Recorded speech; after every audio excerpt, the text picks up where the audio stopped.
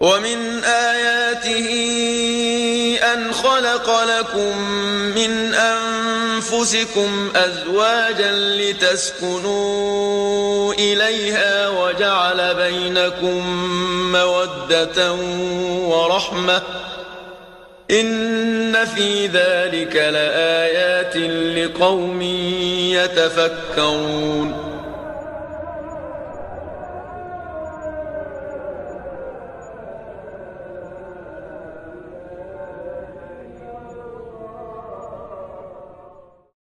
Assalamu alaikum wa rahmatullahi wa barakatuh et bienvenue pour la suite de ce cours Inch'Allah Ta'ala concernant le mariage et la vie conjugale gagnante bi'idhnillahi ta'ala et vertueuse. Bismillahirrahmanirrahim. Alhamdulillahi rabbil alamin. Lahu ni'matu wa lahu al-fadlu wa lahu al-thana'u al-hasan. Wa salawatullahi al-barri ar-rahim. والملائكة المقربين على سيدنا محمد أشرف المرسلين وحبيب رب العالمين وعلى جميع النبيين وآله. اللهم علمنا ما جهلنا وذكرنا ما نسينا وانفعنا بما علمتنا وزدنا علما وإنا نعوذ بك من حال أهل النار. رب اشرح لي صدري ويسر لي أمري واحلل عقدة من لساني يفقه قولي آمين. أما بعد, الله تبارك وتعالى dit dans Surat Al-Ma'idah وتعاونوا على البر والتقوى ولا تعاونوا على الإثم والعدوان. Et entraidez-vous pour les œuvres de bien et l'obéissance à Allah, c'est-à-dire la piété, le fait d'accomplir les obligations et d'éviter les interdits, et ne vous entraidez pas pour le péché et la désobéissance à Allah Azza wa Jal. On fait une bonne intention comme à notre habitude dans le fait d'appliquer cette ayah honorée ainsi que la parole du prophète sallallahu alayhi wa sallam, innamal a'malu binniyat wa innama likulli imri'in ma nawa. Certes, les bonnes œuvres ne valent que par les intentions, et certes, chaque personne a pour elle ce pourquoi elle a fait l'intention, tout comme il le rapporte Al-Bukhari et Muslim. Donc on fait bonne attention, mes chers frères et sœurs, dans le fait d'apprendre la religion, et plus particulièrement ses utilités concernant le mariage et la vie conjugale. Dans Surat An-Nisa, Allah tabaraka wa ta'ala dit وَآتُوا النِّسَاءَ صَدُقَاتِهِنَّ نِحْلَةً. Ça veut dire et accorder aux femmes leur dot en tant que don pour elles, en tant que cadeau pour elles. Donc on a vu dans le cours dernier que chaque mariage a une dot, et même si elle n'est pas mentionnée dans la formulation de contrat de mariage, la dot est un droit pour chaque épouse qui se marie, que cette femme-là soit musulmane ou parmi les gens du livre, si quelqu'un s'est marié avec une juive ou une chrétienne, comme on le verra Inch'Allah dans les cours plus tard, parce que en islam, même la femme des gens du livre qui est mariée avec un musulman, elle a aussi les mêmes droits à la base concernant la charge, la dot, etc., que la femme musulmane. Et quoi de plus beau que la religion et la religion de l'islam, notre belle loi qui a été révélée sur le prophète Mohammed sallallahu alayhi wa sallam, dans laquelle aucun n'est lésé et aucun ne subit d'injustice. وَآتُوا النِّسَاءَ صَدُقَاتِهِنَّ نِحْلَةً. Ça veut dire et accorder aux femmes leur sadaqat. Alors on l'appelle al-sadaq, on l'appelle al-mahar, et certes il s'agit de la dot. La dot, comme Dieu l'a nommé dans le Coran, nihla, ça veut dire c'est un don pour la femme, c'est quelque chose qui lui appartient, et la femme peut demander ce qu'elle veut comme dot pour son mariage, et même si elle n'est pas citée dans le contrat de mariage, mais la sunna c'est de mentionner le montant de la dot lors du contrat de mariage. Mais attention, c'est pas un pilier pour le contrat. S'ils n'ont pas mentionné la dot dans le contrat, le mariage reste valable, mais après il y a des détails pour savoir quelle dot la femme elle aura droit. Est-ce que c'est le juge qui fixe la dot? Est-ce qu'ils se mettent d'accord sur le montant de la dot? Et dans certains cas, elle aura la dot de ses semblables, c'est-à-dire cette femme-là, par rapport à ses cousines, à ses sœurs, à ses tantes, tout ça, quelle dot elle mériterait, on lui donne cette dot-là. Et la dot, en islam, c'est soit quelque chose qui a une valeur marchande, qui pourrait être vendu ou acheté, ou soit quelque chose qui est utile dans la religion. Donc n'importe quelle chose qui a une valeur marchande, même si c'est une valeur qui est minime ou grande. Et à l'époque du prophète, il y avait un compagnon qui voulait se marier. et il trouvait pas de quoi donner comme dot pour sa future femme. Et le prophète, pour nous enseigner que chaque femme mérite une dot dans le contrat de mariage, il a dit iltamis walau khataman min hadid. Ça veut dire cherche quelque chose pour la dot, ne serait-ce qu'une bague en fer. Ne serait-ce qu'une bague en fer. Le fer, ça vaut quasiment rien. Et une bague en fer, ça vaut encore moins. D'accord? Mais ça veut dire que même si c'est une bague en fer, c'est quelque chose qui peut être vendu ou acheté. Même ça, c'est suffisant comme dot. Et elle peut demander, même si elle veut, plus que cela, de l'or, une voiture, une maison, un cheval. Mais c'est recommandé que la dot ne soit pas trop élevée pour pas rendre trop difficile également le contrat de mariage. Mais Allah Ta'ala, il a dit dans le Coran, وَآتَيْتُمْ إِحْدَاهُنَّ قِنْطَارًا فَلَا تَأْخُذُوا مِنْهُ شَيْئًا. Et même si vous donnez un quintal de dot, un gros montant d'or, un quintal d'or à votre épouse, فَلَا تَأْخُذُوا مِنْهُ شَيْئًا. Alors prenez rien de cette dot-là. C'est-à-dire que tout ça, c'est le droit de l'épouse. Donc, que ça soit d'une grande valeur ou d'une faible valeur, tout ce qui a une valeur marchande, qui est valable d'être vendu, qui est licite, qui est pur, qui est profitable, c'est valable d'être une dot. Un livre de religion, quelque chose, même si c'est par exemple à manger, ou quelques pièces, ou plus ou moins, tant que ça a une valeur marchande. Ou alors, quelque chose qui est profitable en islam. Par exemple, tu lui enseignes une sourate du Coran. Par exemple, tu lui enseignes à coudre. Par exemple, tu lui enseignes comme la science de la grammaire arabe. Ou par exemple, tu lui enseignes un livre de religion. D'accord? Et ça peut être même simplement une sourate du Coran. Si c'est quelque chose qui est utile dans la religion, un enseignement pratique utile, ou quelque chose qui est du Coran, ou quelque chose de la couture, ou tel que cela, c'est valable aussi comme dot. D'accord? Et la femme, elle demande la dot qu'elle veut, qu'ils se mettent d'accord sur cette dot-là à la base, et dans certains cas, on a vu des fois sur la dot de ses semblables, etc., de ses semblables, mais à la base, ils se mettent d'accord sur la dot, et c'est pas une condition que la dot, ça soit 1 euro ou une sourate du Coran, ça peut être beaucoup plus que cela. D'accord? Et ça, c'est un droit de la femme, en plus de sa charge. Et la charge dans le mariage, ce qu'on appelle en arabe an-nafaqa, dans le mariage, c'est tout simple, c'est l'habit, la nourriture et le logement. Et pour les habits de la femme, c'est au minimum, là on parle du minimum obligatoire, et bien sûr, la plupart du temps, tu donnes plus à ton épouse, mais ça, c'est vraiment le minimum du minimum. C'est une tenue d'hiver, c'est-à-dire un foulard, une robe, pantalon, pour l'hiver et pour l'été. Donc il y a que 2 saisons dans le mariage, c'est saison chaude et saison froide, hiver et été. Donc ça c'est une tenue d'hiver. Si c'est pas suffisant, tu rajoutes un manteau, des chaussettes, tout ça, bon tout ce qu'il faut pour pas avoir froid en hiver. Et pareil pour l'été, s'il faut un châle, tu rajoutes un châle, etc. Un châle, pardon. Et également, ça rentre dedans aussi un lit pour dormir, un tapis pour la maison, pour qu'elle puisse s'asseoir dessus, des sandales pour marcher dans la maison ou dehors.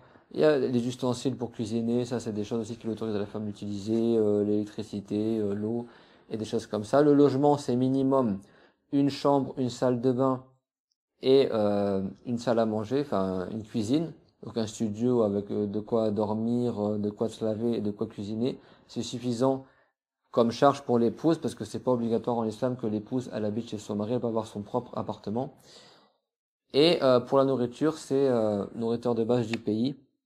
Donc un repas composé de féculents, de ce qu'on appelle le khout en arabe, comme des pâtes, du riz, des patates, tout ça, et quelque chose qui sert d'accompagnement, comme du beurre, de l'huile d'olive, etc. Il y a un minimum de repas qui fait qu'elle puisse tenir la journée. Et bien sûr, la plupart du temps, les gens ils donnent beaucoup plus à leur épouse. Mais là, on parle vraiment du minimum, vraiment, pour considérer que la personne laisse s'acquitter de sa charge. Et après, le montant, enfin, la qualité des tissus pour les habits, la qualité du repas, etc., la quantité, ça varie en fonction du niveau social du mari. Et donc, c'est tous les matins, quand le mari, il est au petit matin, au moment du soubor, eh ben, il regarde est-ce qu'il est riche, pauvre ou intermédiaire. Et en fonction de ça, ça détermine la qualité de la charge qu'il devra pour son épouse. D'accord? Ça, c'est parmi aussi les droits de l'épouse. Et c'est un grand péché de laisser sa femme sans charge. Et le prophète, alayhi salam, il a dit, Kafa bil mar'i ithman, et dans une version, ça veut dire, il suffit à la personne comme péché qu'il laisse son épouse sans charge. Et également ses enfants ou ceux qui sont à sa charge. Il y a beaucoup de détails dans ce chapitre-là, on va pas tout dire, là c'est un cours résumé, plus pour qu'on profite des utilités générales. Donc on a parlé de la dot, et on a parlé de la charge, et ça c'est parmi les droits éminents de l'épouse, et que ça soit la dot ou la charge, les deux, c'est considéré comme quelque chose qui est donné à l'épouse et qui lui appartient intégralement. Même la femme, elle peut revendre si elle veut les habits que son mari lui donne en tant que charge, ou la dot, ou etc. Elle peut en faire ce qu'elle veut dans le licite. C'est quelque chose qui appartient strictement à l'épouse. C'est pour ça que Dieu, il a dit nihla, du verbe nahala, qui veut dire donner, c'est-à-dire que la dot de la femme, c'est pour elle, et le mari, il n'a pas le droit de prélever quelque chose de la dot sans l'accord de la femme. Sauf si elle le donne de bon cœur, comme on le verra, Inch'Allah, plus tard dans les cours. Donc ça, c'est parmi les droits de la femme vis-à-vis de son époux. Et Allah Ta'ala, il a fait que le mariage, c'est une bonne chose en islam. Et même si c'est pas obligatoire dans l'absolu, il y a des cas de figure, comme on a vu dans les cours précédents, et on verra plus tard les différents jugements du mariage. Mais le prophète alayhi salam nous a fortement recommandé de nous marier et il a dit alayhi salatu wassalam tanakahu fa inni mukafirun bikumul umama yawmal qiyamah. Ça veut dire mariez-vous les uns les autres entre vous car certes au jour dernier je serai fier de la nombreuse communauté que j'aurai au jour dernier. Par vos mariages, vous serez la plus nombreuse des communautés au jour dernier parce que oui mon frère, oui ma sœur, au jour dernier, les communautés des gens du paradis, tous les musulmans, que ce soit la communauté du prophète Mohammed, ou tous les prophètes antérieurs, parce que tous les prophètes ont appelé les gens à l'islam. Allah Ta'ala, il dit en rapportant la parole des compagnons dans Surat Al-Baqarah, La nufarriqu bayna ahadim min rusuli. On ne fait aucune distinction parmi quiconque des prophètes de Allah Azza wa Jal. Tous les prophètes sont venus avec l'islam.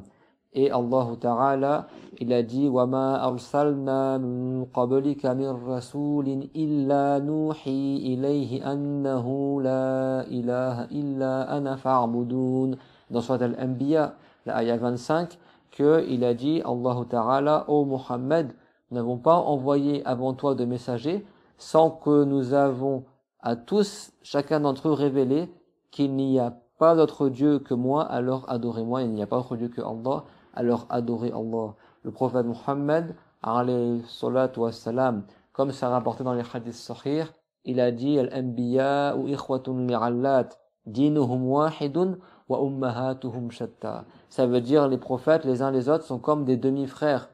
Ils ont une seule religion, c'est l'islam, ils sont tous musulmans, mais leurs mères sont différentes. Ça veut dire que leurs lois, elles divergent d'un prophète à un autre. Par exemple, à l'époque de Adam alayhi salam, il faisait qu'une prière durant le jour et la nuit. À l'époque de Moussa et tous les prophètes de Bani Israël jusqu'à Isa, Jésus alayhi salam, il faisait que deux prières, le Subh et le Rasr.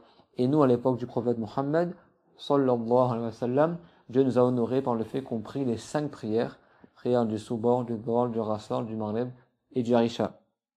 D'accord? Ces 5 temps-là existaient depuis l'époque de Adam. À l'époque de Adam, il faisait une des 5. Après, Allah Alam, est-ce que c'était le Subh, ou le Dhuhr, ou le Rasr, ou le Maghrib, ou le Isha? Mais c'était une des 5. À l'époque de Moussa, Moïse, jusqu'à le prophète Jésus et Isa, il faisait 2 de parmi les 5. Le Subh et le Rasr. Et nous, pour qu'on ait encore plus de récompenses dans la communauté du prophète Mohammed, sallallahu alayhi wa sallam, Dieu nous a honorés par le fait qu'on fait les 5 prières, les 5 temps des prières, et ça, c'est un mérite qu'il n'a pas accordé aux autres communautés. Donc c'est les lois qui changent également pour la zakat. Certaines communautés donnent plus de zakat que nous. Et pour le jeûne, des lois différentes, et pour le mariage aussi. D'accord? À l'époque du prophète Yaqub alayhi salam, Jacob, il pouvait se marier, quelqu'un pouvait se marier avec une femme et sa sœur dans un même mariage. D'accord? Et nous, ça c'est interdit. En islam, dans notre communauté à nous, t'as pas le droit de te marier avec une femme et sa tante en même temps, ou une femme et sa sœur en même temps. Dans un mariage double, ça c'est interdit. Parmi les lois qui ont été révélées au prophète Mohammed sallallahu alayhi wa sallam. Donc au jour dernier, il y aura pas que les musulmans qui ont suivi le prophète Mohammed. Il y aura aussi les musulmans qui ont suivi le prophète Adam, les musulmans qui ont suivi le prophète Nuh alayhi salam, les musulmans qui ont suivi le prophète Moïse, Moussa, le prophète Ibrahim, Abraham, le prophète Moussa, Moïse, le prophète Jésus, Isa. Et tous les gens du paradis seront mis en 120 rangées au jour dernier. Et sur ces 120 rangées, 80 rangées, 80 rangées, et seront de la communauté du prophète Mohammed, sallallahu alayhi wa sallam, et tout le reste, ce sera des autres communautés. Ça veut dire qu'au jour dernier, la communauté, la umma du prophète Mohammed, sallallahu alayhi wa sallam, elle sera à elle seule les 2 tiers des gens du paradis. Et ça, c'est un grand mérite que Dieu il a accordé. Et il a dit subhanah dans le Coran honoré, kuntum khayra ummatin ukhrijat linnas ta'muruna bil ma'ruf wa tanhauna 'anil munkar wa tu'minuna billah. Vous êtes la meilleure des communautés qui est apparue parmi les gens. Vous ordonnez le bien, vous interdisez le mal et vous avez la foi en Dieu. Et notre communauté est la meilleure parce que notre prophète Mohammed alayhi salam est par la grâce de Allah le meilleur des prophètes, tout comme le Coran honoré est le meilleur des livres révélés, et tout comme la loi du prophète Mohammed alayhi salam est la meilleure des lois que Dieu a révélées à tous les prophètes confondus. Mais tous les prophètes sont les meilleurs des créatures, les meilleurs hommes. Dieu l'a dit, wa kullan faddalna ala al-alamin. Donc au jour dernier, la plus nombreuse des communautés, c'est la communauté de qui? Du prophète Mohammed sallallahu alayhi wa sallam. Donc le prophète l'a dit, tanakahu fa inni mukafirun bikumul umama yawm al-qiyamah.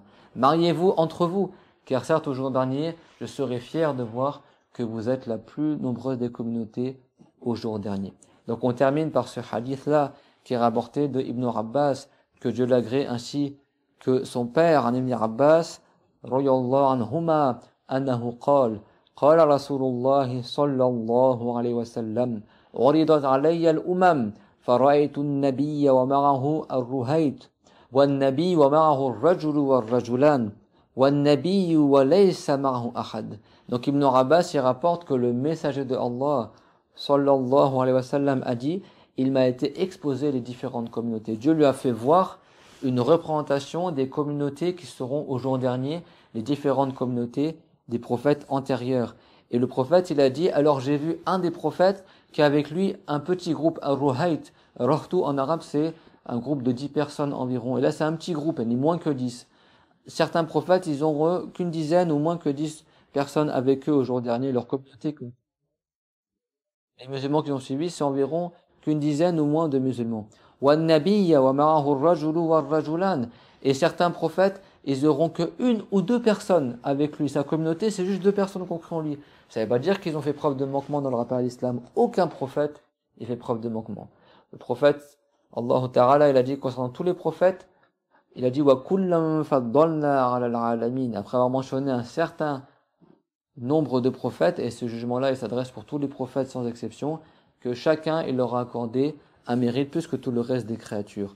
Mais malgré ça, certains prophètes, ils auront personne avec eux au jour dernier, parce que les non-musulmans, les non-croyants de Banu Israël ont tué des centaines et des centaines de prophètes. Au point qu'il y a un rocher en Palestine, il y a 70 prophètes qui ont été égorgés dessus. Alors, certains prophètes, ils ont même pas eu le temps d'appeler les gens à l'islam ou d'avoir une communauté, ils sont morts avant. Et au jour dernier, ils seront ressuscités et ils n'auront pas de umma avec eux. Dieu l'accorde à qui il veut. Parce que Allah Ta'ala, il a dit, Tilka rusulu faddalna ba'dahum ala ba'd. Et ces messagers-là, les prophètes, Dieu a fait que certains sont meilleurs que d'autres. Et celui qui a la plus nombreuse des communautés, donc c'est le prophète Mohammed, alayhi salatu wassalam. Il y aura d'autres prophètes qui auront beaucoup de gens dans leur communauté. Et donc le prophète, qu'est-ce qu'il a dit après avoir dit que certains prophètes, il y aura personne avec eux au jour dernier? Il a dit, إِذْ رُفِعَ لِي سَوَادٌ عَظِيمٌ فَظَنَنْتُ أَنَّهُمْ أُمَّتِي. Et c'est alors que soudainement, il a été avancé devant moi, ou mis en l'air devant moi, élevé devant moi, une grande communauté éminente, beaucoup de gens. Il a dit au point que je pensais que c'était ma communauté, tellement ils étaient nombreux. فَقِيلَ لِي هَذَا مُوسَى وَقَوْمُهُ وَلَكِنْ انظُرْ إِلَى الْأُفُقِ. Et il a été dit au prophète Mohammed, cependant ça c'est Moussa et son peuple. Parce que la communauté du prophète Moussa, alayhi salam, Banu Israël, c'est la plus nombreuse des communautés après celle du prophète Mohammed, alayhi salatu wassalam. Parce que les centaines et les centaines de prophètes de Banu Israël qui sont venus après Moussa, alayhi salam, comme le prophète Daoud, David, le prophète Sulaiman, Salomon, le prophète Hizqil, Ézéchiel, le prophète Daniel, le prophète Isa, et les autres prophètes qui sont venus après le prophète Moussa, alayhi salam, et tous, ils étaient sur la loi de la Torah. Isa, Jésus, quand il était petit, il était sur la loi de la Torah, et après, quand il est devenu un prophète, il a reçu l'évangile. Mais son cousin, Jean, d'accord, Yahya, et le père de Yahya également, Zacharie, tous, ils étaient sur la loi de la Torah. Donc, Banu Israël, c'est la plus nombreuse des communautés, après celle du prophète Mohammed, alayhi salatu wassalam. Et je parle pas des gens du livre, je parle des musulmans qui suivaient les prophètes de Banu Israël. D'accord? Et donc, quand le prophète a vu ce grand groupe de gens, il a pensé que c'était sa communauté. Parce qu'il sait très bien que sa communauté, c'est la plus nombreuse au jour dernier. Mais il lui a été dit, non, ça c'est Moussa et son peuple. Mais cependant, regarde plutôt à l'horizon. Regarde vers l'horizon. Et qu'est-ce qu'a dit le prophète, alayhi salam? فَنَظَرْتُ فَإِذَا سَوَادٌ عَظِيمٌ. Donc il a dit, j'ai regardé alors vers un côté de l'horizon, et là j'ai vu une grande noirceur de monde.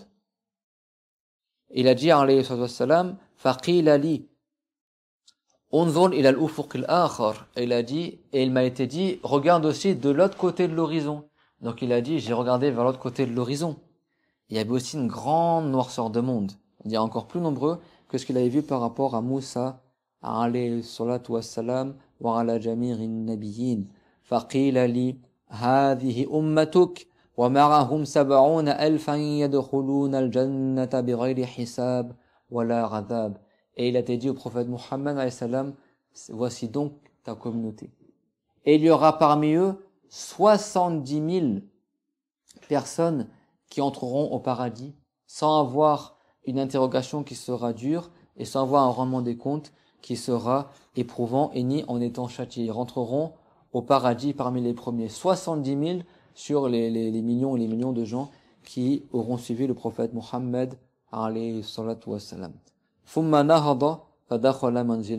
Et donc le prophète alayhi salam, après avoir raconté ça aux compagnons, à Ibn Abbas et ceux qui étaient avec lui, il s'est levé et il est rentré dans sa maison. Et du coup, il a laissé les compagnons comme ça. Et donc là, les compagnons, ils se sont mis à discuter entre eux. Mais c'est qui ces 70 000 qui vont rentrer au paradis parmi les premiers, sans avoir un dur rendement des comptes et sans être châtiés? Bien sûr, quand on dit biroyli hisab ou ala radab, ça ne veut pas dire qu'ils ne seront pas interrogés du tout au jour dernier. Mais ça veut dire que ce sera facile pour eux, leur interrogatoire. فَخَاضَ النَّاسُ فِي أُولَٰئِكَ الَّذِينَ يَدْخُلُونَ الْجَنَّةَ بِغَيْرِ حِسَابٍ وَلَا عَذَابٍ. Et Ibn Abbas, il a dit, alors les compagnons, les gens, les musulmans se sont mis à discuter, après que le prophète soit parti et rentré dans sa maison, mais c'est qui ces gens qui vont rentrer parmi les premiers au paradis? فَقَالَ بَعْضُهُمْ فَلَعَلَّهُمُ الَّذِينَ صَحِبُوا رَسُولَ اللَّهِ صَلَّى اللَّهُ عَلَيْهِ وَسَلَّمَ. Ils ont dit, c'est peut-être les gens qui étaient les compagnons du prophète, alayhi salatu wassalam. وَقَالَ بَعْضُهُمْ فَلَعَلَّهُمُ الَّذِينَ وُلِدُوا فِي الْإِسْلَامِ فَلَمْ يُشْرِكُوا بِاللَّهِ شَيْئًا وَذَكَرُوا أَشْيَاءَ. Et certains autres, ils ont dit, peut-être que c'est ceux qui sont nés dans l'islam et qui n'ont accordé aucun associé à Allah. Parce que beaucoup des compagnons, ils ne sont pas nés dans l'islam, ils se sont convertis à l'islam. Après, les générations suivantes, ils sont nés dans l'islam. Comme certains grands compagnons. Et donc, les compagnons, les musulmans, ils se sont mis à faire des conjectures, à essayer de trouver plusieurs hypothèses. C'est qui les premiers qui vont rentrer au paradis? Les 70 000. فخرج عليهم رسول الله صلى الله عليه وسلم. Donc là, le prophète, il est sorti, il est ressorti de chez lui, et il a trouvé les compagnons en train de discuter, de tergiverser par rapport aux 70 000. فقال ما الذي تخوضون فيه. Et il a dit, mais à quel sujet vous discutez? C'est dans quel sujet vous êtes engagés? فأخبروه. Et donc, ils ont informé le prophète de quoi ils sont en train de parler. Ils sont en train de chercher c'est qui les 70 000 qui vont rentrer en premier au paradis. فقال هم الذين لا يلقون ولا يستلقون ولا يتطيرون وعلى ربهم يتوكلون. Et le prophète, il a dit, c'est qui vont entrer en premier parmi les 70 000 qu'on a cités. Il a dit, ce sont ceux qui n'ont pas la ruqya, la récitation interdite. Alors on ne parle pas de réciter le Coran, parce que le prophète, il nous a enseigné que la Fatiha, c'est une ruqya. Comme c'est rapporté dans le Bukhari, quand Abu Sa'id al-Khudri, il a récité la Fatiha sur un arabe qui était malade, le prophète a dit Wama adraka anha ruqya. Il a accepté ce fait-là et il a dit mais qui t'avait fait savoir que la Fatiha c'est une ruqya? Et le prophète vous enseigne de réciter al-mu'awwidhat, qul huwallahu ahad, qul a'udhu bi rabbil falaq, et que c'était les choses que le prophète lui-même faisait pour se préserver des nuisances. Donc là on parle de la ruqya qui parle du shirk, des choses qui sont des incantations au djinn et tout comme ça. Donc c'est pas des gens qui font ça, c'est pas des gens qui demandent qu'on récite sur eux ces paroles de shirk là. C'est pas des gens qui sont superstitieux, qui regardent le sens dans lequel les oiseaux y volent, ou les trucs comme ça, les superstitions, choisissant les choses qui portent malheur, mais c'est des gens qui se fient à Allah, wa ala rabbihim yatawakkalun. Et donc là, il y a un compagnon qui s'appelle Ukasha ibn Mihsan. Il a dit, Ud'u Allah ayaj'alani minhum. Invoque Allah pour qu'il fasse que je sois parmi les gens qui se fient à Allah, les mutawakkilin. Et, mutawakkilin. فَقَالَ أَنْتَ مِنْهُمْ. Et le prophète l'a dit, toi tu seras parmi ces gens-là. Donc tu seras parmi les 70 000 qui entreront au paradis parmi les premiers. ثُمَّ قَامَ رَجُلٌ آخَرَ فَقَالَ ادْعُوا اللَّهَ أَنْ يَجْعَلَنِي مِنْهُمْ. Et là il y a une deuxième personne qui s'est levée, et il a dit, invoque pour moi aussi que je sois parmi ces gens-là. Et le prophète alayhi salam, qu'est-ce qu'il a répondu? فَقَالَ سَبَقَكَ بِهَا عُكَّاشَ. Et il a dit, Rukasha, il t'a précédé à demander cela. Et donc, c'est lui qui a reçu la bonne nouvelle. Le prophète, bien sûr, lui, il l'a reçu par la révélation. Et ça, c'est un hadith qui est rapporté par Al-Bukhari et Muslim. Donc, au jour dernier, on sera la plus nombreuse des communautés. Et mon frère, ma sœur, si tu es parmi les gens du paradis qui entreront en premier, alors fie-toi à Allah. Et pour ton mariage également, remets ton affaire à Allah Azza wa Jal.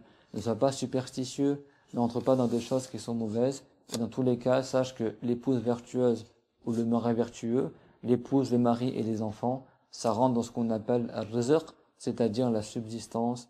Et Allah tabaraka wa ta'ala accorde la subsistance à qui il veut et la restreint à qui il veut. Et il a dit dans le Coran, subhanahu wa ta'ala, وَمَنْ يَتَّقِ اللَّهَ يَجْعَلْ لَهُ مَخْرَجًا وَيَرْزُقْهُ مِنْ حَيْثُ لَا يَحْتَسِبُ وَمَنْ يَتَّقِ اللَّهَ يَجْعَلْ لَهُ مَخْرَجًا وَيَرْزُقْهُ مِنْ حَيْثُ لَا يَحْتَسِبُ. Et celui qui est pieux envers Allah, Dieu lui accordera une issue à ses problèmes et il lui accordera une subsistance d'une manière dont la personne ne s'attendait pas. Et parmi la subsistance, il y a le mari ou la femme et également les enfants et un mariage heureux. Que Dieu nous accorde une bonne subsistance dans le bas monde et la réussite dans le-delà et qu'il fasse qu'on soit parmi les premiers qui entreront au paradis et parmi les gens qui rendront heureux le prophète Mohammed alayhi salam par le fait qu'ils se sont mariés et qui ont multiplié sa communauté. وآخر دعوانا أن الحمد لله رب العالمين وصلى الله وسلم على محمد وعلى جميع النبيين وآله. ربنا آتنا في الدنيا حسنة وفي الآخرة حسنة وقنا عذاب النار وبارك الله فيكم وأحسن الله إليكم. Et on se retrouve très bientôt, Inch'Allah Ta'ala, pour cette série de cours sur le mariage vertueux.